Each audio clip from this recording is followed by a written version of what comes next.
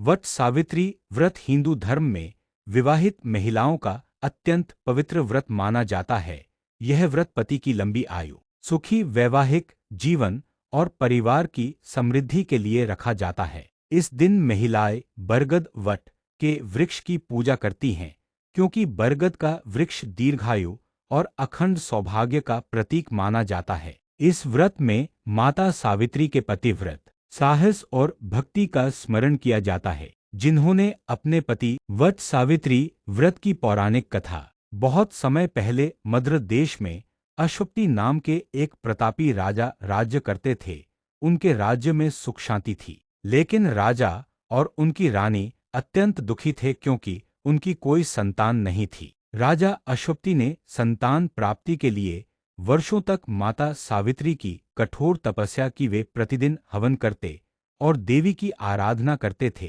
कई वर्षों की तपस्या के बाद माता सावित्री प्रकट हुईं और बोली, राजन, तुम्हारी भक्ति से मैं प्रसन्न हूँ। तुम्हें एक तेजस्विनी और गुणवान पुत्री प्राप्त होगी। कुछ समय बाद रानी ने एक सुंदर कन्या को जन्म दिया। देवी के आशीर्वाद से जन्मी होने के कारण उसका नाम सावित्री रखा गया। सावित्री का विवाह।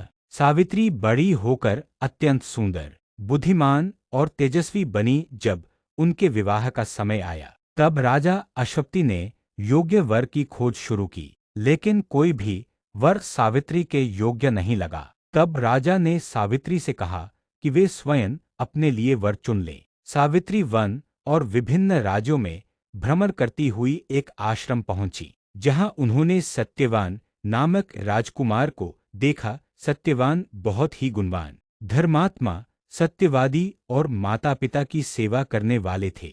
सावित्री ने मन ही मन सत्यवान को अपना पति मान लिया। जब सावित्री ने अपने पिता को सत्यवान के बारे में बताया, उसी समय नारद मुनि वहां आए। नारद मुनि ने कहा, सत्यवान सभी गुणों से युक्त है, लेकिन उसकी आयु बहुत कम है। विवाह के ठीक 1 वर्ष बाद उसकी मृत्यु निश्चित है। यह सुनकर राजा अश्वपति बहुत चिंतित हो गए और उन्होंने सावित्री को समझाया कि वे किसी और को पति चुन ले। लेकिन सावित्री ने दृढ़ता से कहा, आर्य कन्या जीवन में केवल एक बार ही पति का वरण करती है।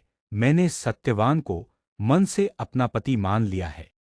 सावित्री की दृढ़ता देखकर राजा ने उनका विवाह सत्यवान से कर दिया। विवाह के बाद सावित्री अपने पति सत्यवान और सास ससुर के साथ वन में रहने लगीं।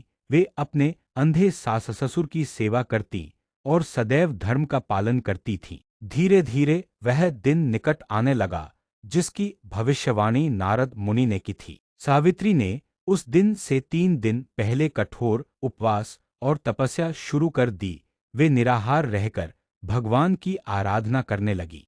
जिस दिन सत्यवान की आयु पूर्ण होने वाली थी, उस दिन सुबह सावित्री ने स्नान करके पूजा की और अपने पति के साथ जंगल जाने की अनुमति मांगी। जंगल में सत्यवान लकड़ियां काटने लगे। अचानक उनके सिर में भयंकर पीड़ा हुई। उन्होंने कहा, सावित्री, मेरा सिर बहुत भारी हो रहा है। सावित्री ने सत्यवान का सिर अपनी गोद में रख लिया। थोड़ी ही देर में सत्यवान अचेत हो गए। तभी वहां यमराज प्रकट हुए और सत्यवान के प्राण लेकर दक्षिण दिशा की ओर चल पड़े।